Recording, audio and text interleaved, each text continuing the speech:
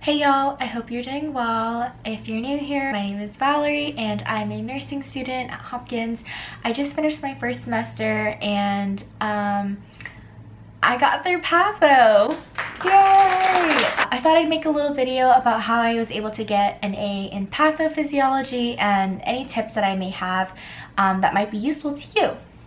Also, sorry, I have my laptop, I have some notes on here, so I might be peeking at it here and there. First of all, I just want to preface that grades are not everything. It's more important that you have a good understanding and are able to utilize it when working as a nurse than to just memorize things and dump it. It's not always about the grades. I just want to share with you how I was able to get an A. So the first tip I have is do not dump information. You want to hold on to it because these concepts will build and they will stay relevant.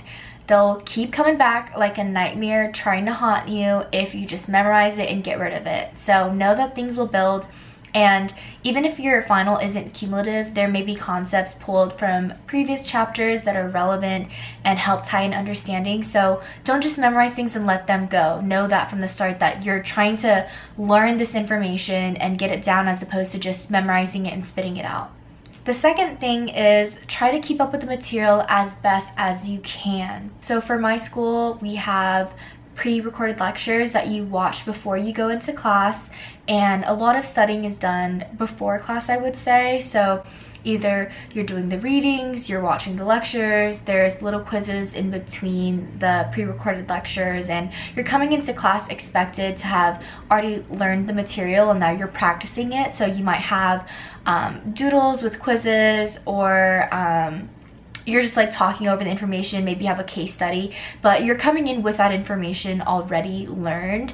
And so when you're coming into class on Zoom trying to learn the material there for the first time, it really doesn't benefit you as much. However your program works, keep up with the material as best as you can. I saw the lowest grade for me after my surgery when I was on a bunch of pain meds and I started to fall off with keeping up with my lectures the way I normally would.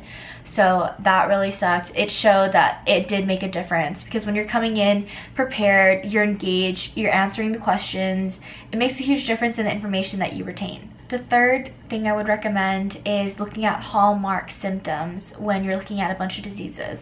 I know it can be really intimidating when you're looking at all these things and like they all start to sound a little similar and you're like, oh, well, it's pulmonary, they're probably gonna have a cough. And so anytime you can look for something specific, unique to a particular disease, I would focus on that. The fourth thing I would recommend is making tables or charts to visualize the differences between diseases and conditions. It can be really confusing when they sound really similar but present differently or have something very small that makes them different. So for example, a huge chart that I ended up making was hyperthyroidism versus hypothyroidism. So I would definitely recommend looking those over, making them for yourself. I really do recommend writing things out. I did notice that I did better and had better recollection when I was writing out my notes, even if I was writing it out on my iPad as opposed to typing notes. So I know it can be very time consuming, but it's been proven that writing things out really does help it retain in your memory. So keep that in mind. The fifth thing I would recommend is making a study group. I think it really helps to form study groups to talk over things.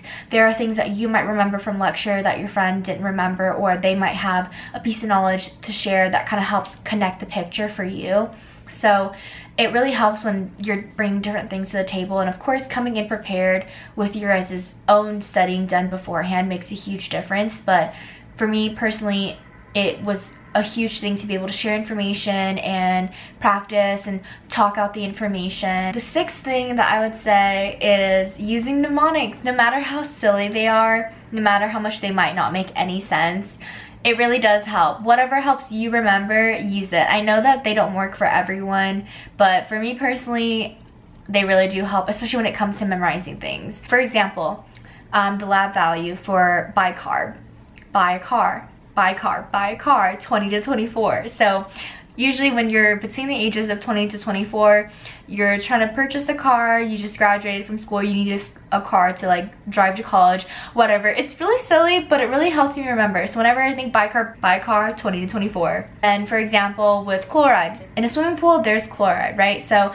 when it's 96 to 106 degrees outside, you want to be in a pool. Maybe you want to be in a pool. You might not want to be in a pool because 106 is pretty hot, but it's just an example, and it's just a mnemonic that has really stuck with me. So 96 to 106 chloride, you want to be in a pool, 96 to 106. Another one not related to lab values, so when I was trying to remember professional antigen presenting cells, like which ones they would be, BMD. BMD are B lymphocytes, macrophages, and dendritic cells. Those are the professional antigen presenting cells.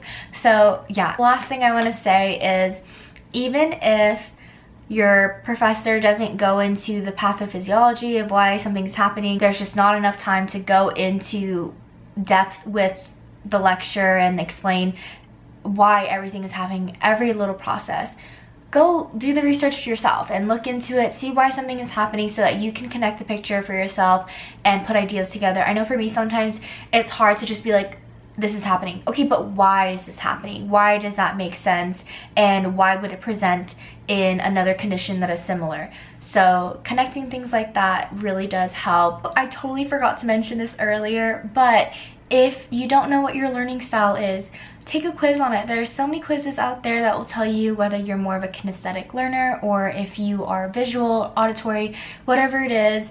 That will really help you figure out what the best way of studying and preparing would be for you. So definitely take a quiz on it. It may seem a little silly, but it makes a difference. Maybe you're more visual, so you need more pictures or charts, outlines, that sort of thing. Whereas if you're auditory, re-listening to lectures would be really valuable for you. I know one of my friends, she loves doing that, but for me, if I just keep listening to the same thing over and over, like, it doesn't make a difference for me. I need to talk it out, or I need to draw something out. Take the quiz, see what fits for you, and then adjust your studying and learning as needed. Those are my tips. I hope that you found it really helpful. Let me know if you have any other questions. I definitely want to do a video soon in the future about how I take notes on my iPad, so keep an eye out for that. But yeah, I hope you guys are doing well. Good luck with your new quarter or semester, and I'll see you guys in a future video. Bye!